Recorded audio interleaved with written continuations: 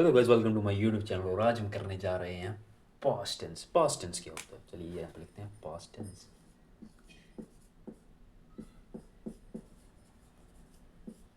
मतलब कि आप सबको ये पता तो होगा, जो हमारा पास्ट होता है वो रिप्रेजेंट करता है जो कि हमारा पास्ट है, जो कि हमारी चीज़ें हो चुकी हैं, जो कि हमारे दिन बीत चुके हैं, हमारा पुराना टाइम। सिंपल की बात है, पुराने टाइम को जो रिप्रेजेंट करता है टेंस, उसे हम बोलते हैं पास्ट टेंस। जो हमारी बीता हुआ काल है उसे हम बोलते हैं पास्ट टेंस। जो जो कि मोमेंट्स हो चुकी हैं वो है पास्ट टेंस। जैसे कि 2 सेकंड, जब 2 सेकंड पहले भी पास्ट टेंस होता है, एक दिन पहले भी हमारा पास्ट टेंस, एक महीना पहले भी पास्ट टेंस। जो भी समय बीत चुका है उसे हम पास्ट टेंस बोलेंगे। ये आई होप आपको ये तो क्लियर होगा ना। ये तो बेसिक आइडिया ही होता है पास्ट टेंस का। तो इसके पार्ट्स क्या होते हैं? पहला पार्ट आता है इसका सिंपल पास्ट या past indefinite tense. Simple past या past indefinite tense.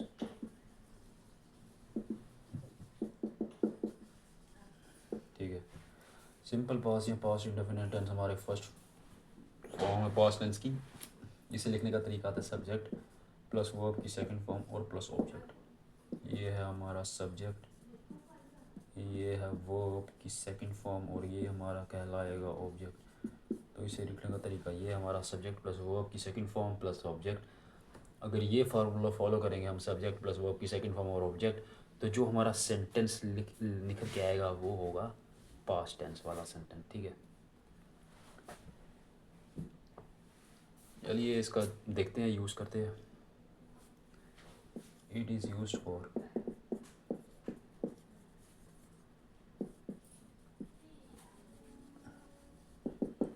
It is used for activities or events completed at the specific time in the past.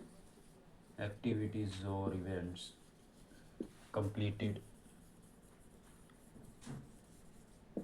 in the specific time in the past.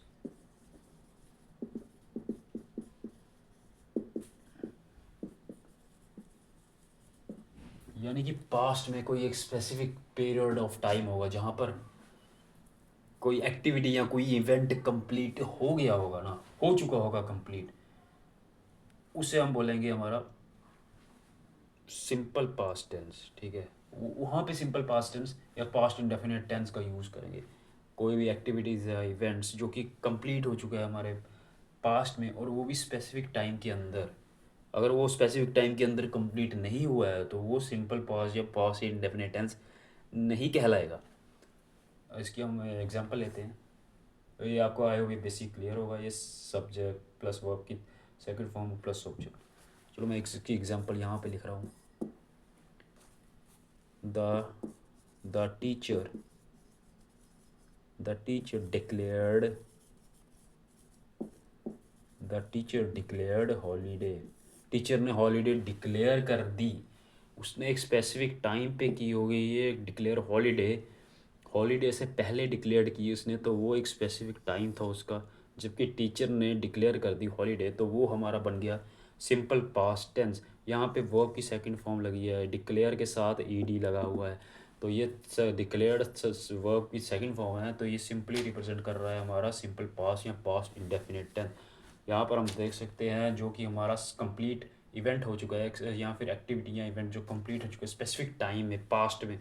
Teacher ने declare कर दी holiday. ऐसा नहीं है कि teacher declare करेगी, करने जा रही है, कब करेगी डिक्लेयर हॉलीडे, वो नहीं है। टीचर ने डिक्लेयर कर ली हॉलीडे, यानी कि एक इवेंट था, एक टाइम पीरियड के अंदर उसने अपना काम कर दिया। उसका काम था डिक्लेयर हॉलीडे करना, जो कि उसने कर दी। तो यहाँ पर हमारा टीचर सब्जेक्ट है, डिक्लेयर हमारा वर्ब की थर्ड फॉर्म है डिक्लेयर्ड, और हॉलीडे जो था वो ऑब्जेक्ट था। तो ये हमारा बन गया सिंपल पास्ट या पास्ट इंडेफिनिट टेंस। ठीक है, अभी एक और लिखते हैं यहाँ पर, एक और example. Example number 2, example number 1 थी you did not mention the reason. You did not mention the reason, तुमने रीज़न मेंशन नहीं किया। तो यहाँ पर हमारा डिड लगेगा जो कि वर्ब की सेकंड फॉर्म है। यू हमारा यहाँ पर आ गया, सब्जेक्ट आ गया, और रीज़न हमारा ऑब्जेक्ट आ गया है जो कि उसने मेंशन नहीं किया। तो इसलिए उसने मेंशन नहीं किया रीज़न, ऐसी बात तो नहीं है कि वो ये बता रहा है कि मैं रीज़न मेंशन करूँगा, मैंने रीज़न मेंशन अभी करना है, उसने मेंशन नहीं किया ना, यानी कि किया या नहीं किया, ये हमारा टेंस है जो कि एक्टिविटी पास्ट में हो चुकी है। तो you did not mention the reason, ये हमारी सेकंड वो एग्जांपल आ गई है जो कि सिंपल पास्ट टेंस को बताता है। और इसका यूज़ देखते हैं।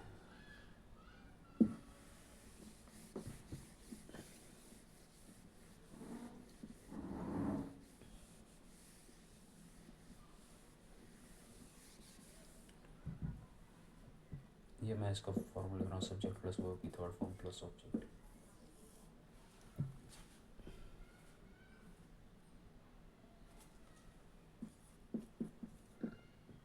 इसका जो सेकंड यूज़ है, it is used with adverb of frequency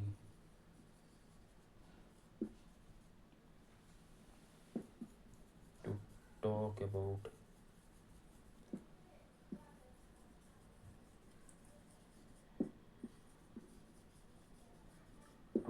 repeated action or events in the past। ठीक है, मतलब कि कोई भी ऐसा इवेंट या रिपीटेड एक्शंस पास्ट में हुए होंगे ना, उसको बताने के लिए ये यूज़ होता है। ठीक, for example he never came late to class. ठीक है, ये एक रिपीटेड एक्शन है जो कि ये बता रहा है कि वो कभी भी क्लास में लेट नहीं आया, तो ये उसकी क्वालिटी बता रहा है ना। तो यहाँ पर एडवर्ब का भी यूज़ हुआ है, ही नेवर, नेवर हमारा एडवर्ब है, सब्जेक्ट हमारा यहाँ पर ही है, केम लेट टू क्लास, वो कभी भी क्लास में लेट नहीं आया। तो ये एक रिपीटेड एक्शन है कि वो हमेशा क्लास में टाइम पे ही है। तो ये फ्रीक्वेंसी को रिप्रेजेंट कर रहा है ना उसकी, कि वो एक फ्रीक्वेंसी मेंटेन की है उसने, कभी भी क्लास में लेट नहीं आने की। तो ये हमारा यूज़ हो गया, इसका एडवर्ब का भी यूज़ हो गया यहाँ पर, he never came late to class, और ऑब्जेक्ट भी है। तो यहाँ पर हमारा सब्जेक्ट की वर्ब प्लस ऑब्जेक्ट लगा है, वर्ब की सेकंड फॉर्म प्लस सब्जेक्ट। तो ये हमारा इसका सेकंड यूज़ कहलाएगा। एक और एग्जांपल लेते हैं इसकी। I used to complete the task before scheduled time. I used to complete task before the scheduled time। मतलब कि मैं हमेशा टास्क अपना शेड्यूल टाइम से पहले ही कंप्लीट किया करता था। तो ये क्वालिटी है, यहाँ पर एडवर्ब लगा है, I used to complete the task before the schedule time. यहाँ पर यूज़ लगा है जो कि वर्ब की सेकंड फॉर्म को रिप्रेजेंट कर रहा है, और वो क्वालिटी बता रहा है कि वो शेड्यूल टाइम से पहले ही अपना टास्क कंप्लीट कर दिया करता। तो इसलिए ये हमारा आ गया simple past tense. I hope आपको ये क्लियर होगा यहाँ तक। तो बेसिकली ये रूटीन के बारे में भी बताता है, रूटीन्स, हैबिट्स जो कि पास्ट में हुई थी, हैबिट्स, रूटीन्स, किस प्रकार की रूटीन मेंटेन की होगी, हैबिट कौन कौन सी मेंटेन थी आपकी या किसी की, या आपने किसी को रिप्रेजेंट करना है, किसी की हैबिट को बताना है, तो वो आप इसे सिंपल पास्ट टेंस में या पास्ट इंडेफिनिट टेंस में बता सकते हैं। सिंपल रूल का अप्लाई करके यहाँ पर सब्जेक्ट और वर्ब की सेकंड फॉर्म और ऑब्जेक्ट लगता है यहाँ पर। तो अगर आप इस टाइप से सेंटेंस बनाते हो तो वहाँ पर आपका सिंपल पास्ट या पास्ट इंडेफिनिट टेंस ही बनेगा। तो इसके बाद करते हैं कि quick revision. It is use for activities और event completed at a specific time और इवेंट इन द पास्ट। मतलब कि कोई स्पेसिफिक इवेंट या टाइम पे कोई एक्टिविटी जो कि डेफिनेटली कंप्लीट हो चुकी है ना, उसे रिप्रेजेंट करने के लिए आपको पास्ट टेंस यूज़ होगा। और ये सेकंड यूज़ है, it is use for adverb of frequency to talk about repeated action और event in the past. Adverb जो कि क्वालिटी बताए किसी चीज़ की, उसे रिप्रेजेंट करने के लिए ये हमेशा यहाँ पर हमारा सिंपल पास्ट या पास्ट इंडेफिनिट टेंस का यूज़ होता है। और वो ऐसी फ्रीक्वेंसी को बताता है कि वो चीज़ रिपीटेडली यूज़ हो रही है, रिपीटेडली कोई यूज़ कर रहा है या रिपीटेडली उसका इस्तेमाल हो रहा है, उस चीज़ को रिप्रेजेंट करने के लिए आपका पास्ट टेंस यूज़ होगा, सिंपल पास्ट यूज़ होगा। ठीक है, अब इसकी सेकंड फॉर्म है पास्ट कॉन्टिन्यूस टेंस, वो देखते हैं क्या।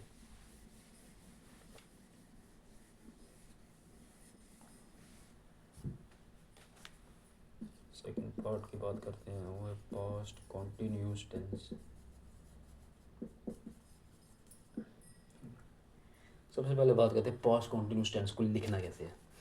इसके साथ आएगा आपका subject plus was, were plus verb की first form plus ING plus object. सबसे पहले आएगा सब्जेक्ट, फिर वॉज या वर, फिर वर्ब की first form plus ING plus object. तो ये रिप्रेजेंट करता है टेम्पररी एक्शंस के लिए। कोई भी ऐसे एक्शन जो कि मतलब टेम्पररी बेसिस पे हुए हो ना, उसे रिप्रेजेंट करता है। That were going at a specific time in the past, मतलब कि किसी भी एक पास्ट के स्पेसिफिक टाइम में जो कि वो चल रहे थे, टेम्पररी एक्शंस, उसे रिप्रेजेंट करता है हमारा पास्ट कॉन्टिन्यूस टेंस। सिंपल, अगर पास्ट में किसी शॉर्ट पीरियड ऑफ टाइम में वो एक्शंस हो रहे होते हैं, उसे रिप्रेजेंट करता है हमारा पास्ट कॉन्टिन्यूस टेंस। ठीक, इसका पहला यूज़ करते हैं, it is use to represent, it is use to represent temporary actions.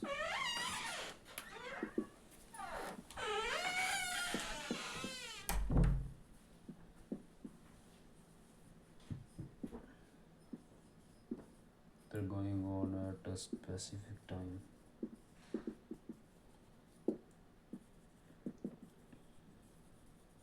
in the past. For example, he was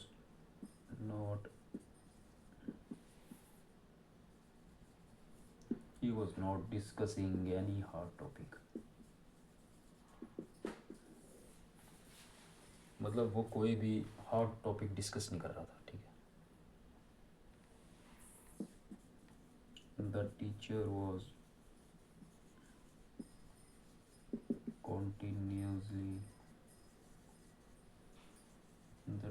continuously delivering the lecture. Teacher continuously lecture deliver की जा रही थी। He was not discussing any hot topic, वो एक represent कर रहा है temporary action. कोई भी एक्शन जो कि मतलब टेम्पररी बेसिस पे, यानी लेक्चर है हमारा, लेक्चर का बेसिकली पीरियड जो होता है वो एक फिक्स्ड होता है, यानी कि आपका 1 घंटे का हो सकता है, ज़्यादा से ज़्यादा 2 घंटे का हो सकता है, इससे ज़्यादा का लेक्चर भी हो सकता है 3-4 घंटे का हो सकता है, लेकिन वो एक फिक्स्ड इंटरवल ऑफ टाइम में यूज़ किए दिया जाता है। ऐसा ही नहीं कोई वो पूरा दिन लेक्चर ही देता रहे, कोई एक महीना लेक्चर ही देता। He was not discussing any hard topic, मतलब कि वो टॉपिक पे डिस्कशन हो रही थी, लेकिन वो कोई भी हार्ड टॉपिक को शेयर नहीं रहा था। He was not discussing any hard topic.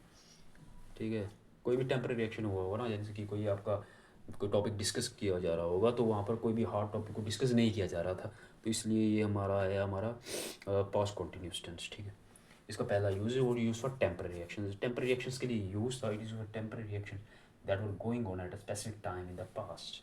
He was not discussing any hard topic. The teacher was continuously achieving the lecture. तो ये था हमारा इसका पहला यूज़। आई होप ये आपको क्लियर हो गया होगा। अब इसका सेकंड यूज़ करते हैं।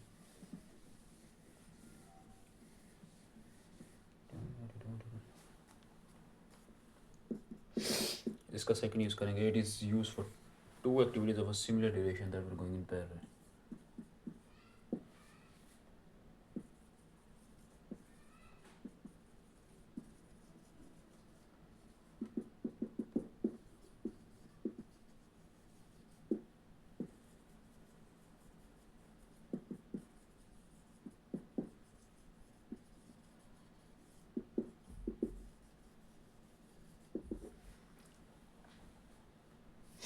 कोई भी 2 एक्टिविटीज़ जो कि सिमिलर ड्यूरेशन की होगी ना, अगर कोई 2 एक्टिविटीज़ हो रही हैं जो कि सिमिलर ड्यूरेशन की हो रही है और वो चल रही हैं पैरेलल में, उसे रिप्रेजेंट करने के लिए होता है past continuous tense.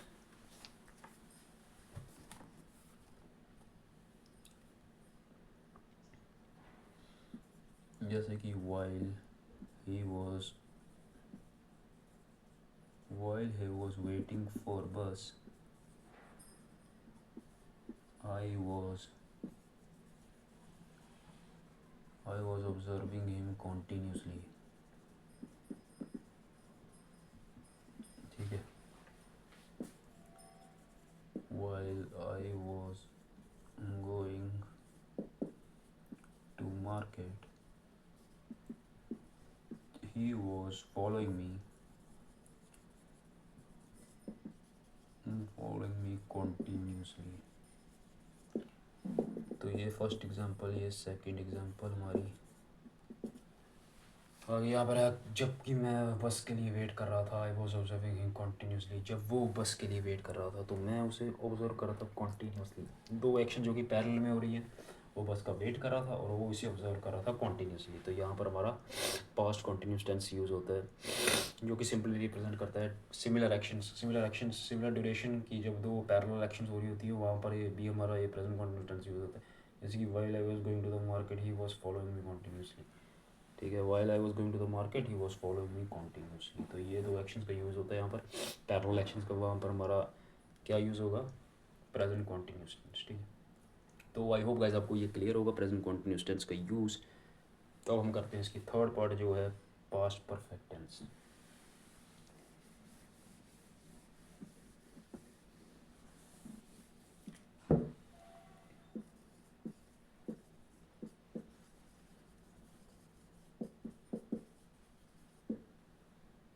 Past perfect tense में आएगा सब्जेक्ट प्लस वर्ब की थर्ड फॉर्म प्लस ऑब्जेक्ट। यहाँ पर हैड भी आएगा, subject plus had plus verb की थर्ड फॉर्म और प्लस ऑब्जेक्ट। ये हमारा सिंपली आ गया पास्ट परफेक्ट टेंस में।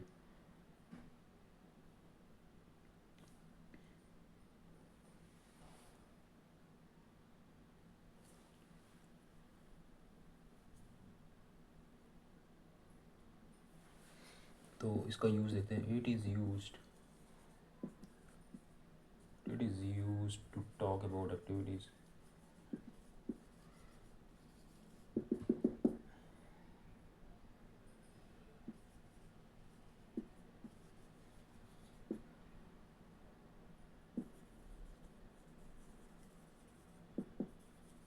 It is completed before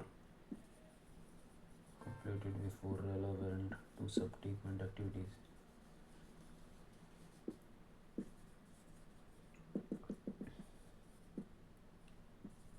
Or events referred in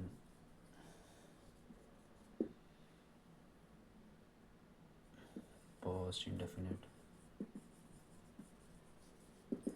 So it is used to talk about activities or events completed before the relevant to subsequent activities or events referred in the past indefinite.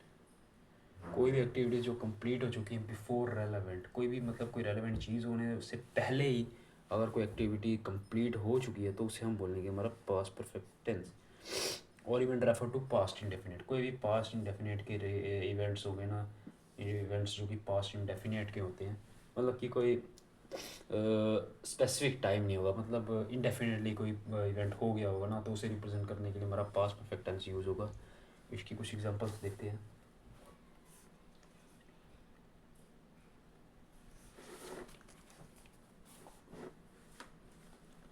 यहाँ पर लिख रहा हूँ मैं इसकी example.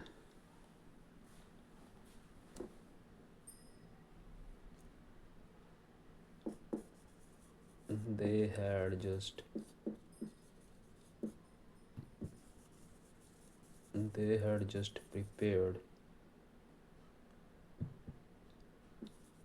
just prepared a dinner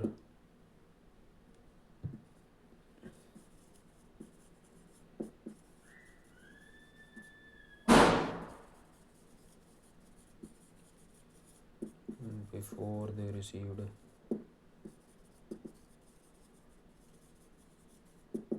received information.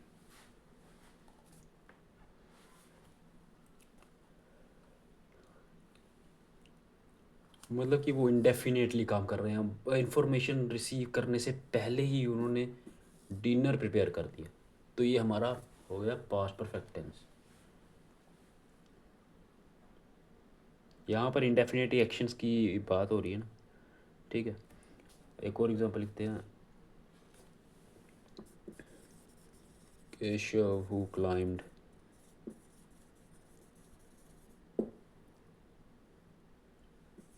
climbed on the top house got quite breathless. Keshav जिसने climb किया top of the house में, वो मतलब कि सांस फूलने लगी उसकी। ही गॉट क्वाइट ब्रेथलेस, वो मतलब फूलता हुआ उसकी सांस फूलने लगी जब उसने क्लाइंब किया टॉप ऑफ द हाउस।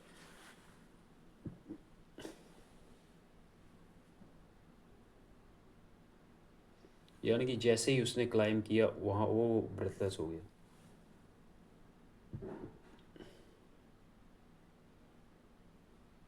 तो ये था हमारा past perfect tense. It is used to talk about activities that have been completed before the relevant to subsequent activities और events referred in the past indefinite. कोई भी events जो कि past indefinite में रेफर्ड हो गए होंगे, मतलब कि कोई भी इसकी डेफिनेट नहीं है। जैसे कि उसने क्लाइम किया तो वो उसके सांस फूलने लगी, मतलब इसकी कोई डेफिनेट थ्योरी नहीं है, ये इंडेफिनेटली यूज़ होते हैं। यानी कि इसके साथ आपको हमेशा सिचुएशन देनी पड़ेगी। Keshav climbed on the top house got quite breathless और क्लाइम डाउन द हाउस। तो ये जैसे ही उसने क्लाइम किया तो वो ब्रेथलेस हो गया। तो ये हमारा था present perfect tense. I hope आपको ये क्लियर होगा। इसके साथ आता सब्जेक्ट प्लस वर्ब की थर्ड फॉर्म और ऑब्जेक्ट। तो अगली पार्ट करेंगे हम पास्ट परफेक्ट कॉन्टिन्यूस टेंस की।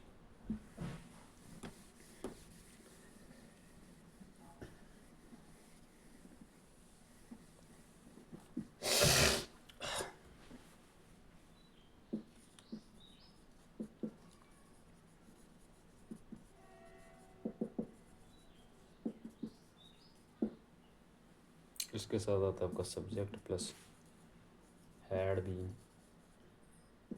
प्लस वर्ब की first form plus ING plus since या फॉर और टाइम या ड्यूरेशन। पास्ट परफेक्ट कॉन्टिन्यूस में टेंस आएगा आपका subject plus had been plus verb की first form plus ING plus since for time या ड्यूरेशन।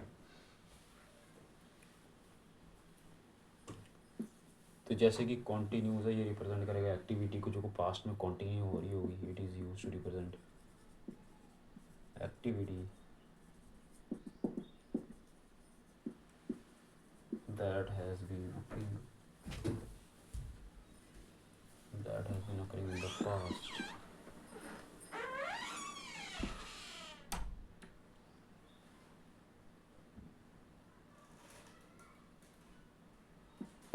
ठीक है,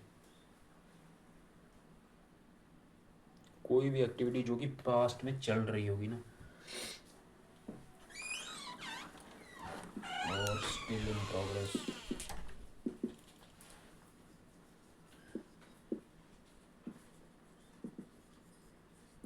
और जो भी प्रोग्रेस में होगी पास्ट में, उसे बोलेंगे present perfect continuous tense. For example they had not been working,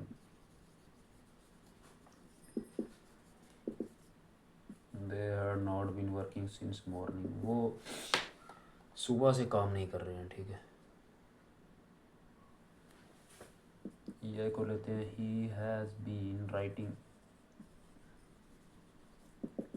for 3 hours।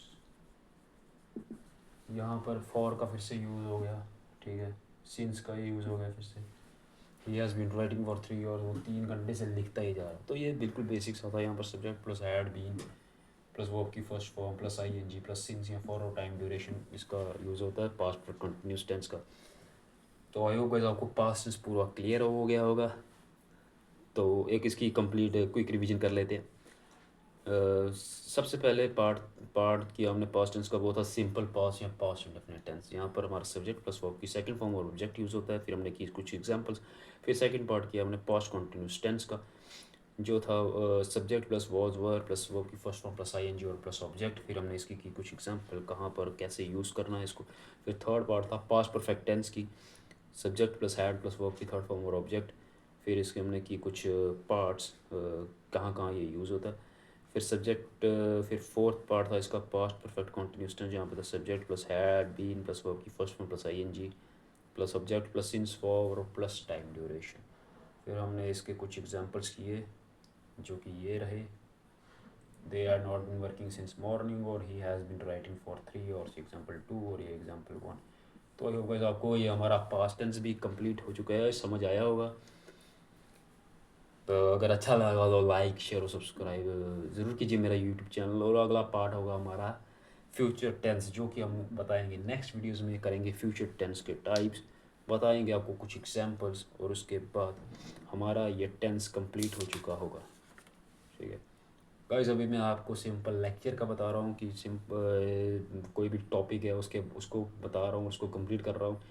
इस टॉपिक के जो सेंटेंसेस हैं, क्वेश्चंस हैं, वो हम अगली एक उसका अलग लेक्चर होगा, उसमें अलग वीडियोस बनाएंगे और अलग तरीके से करेंगे। कोई भी क्वेश्चंस होंगे इसके टेंसेस को लेकर, नाउन को लेकर, वर्ब को लेकर, तो फिर हम इसको करेंगे। तो आई होप सबको ये हमारा पास्ट टेंस का लेक्चर समझ आ गया होगा। थैंक यू गाइस, मिलते हैं नेक्स्ट वीडियो।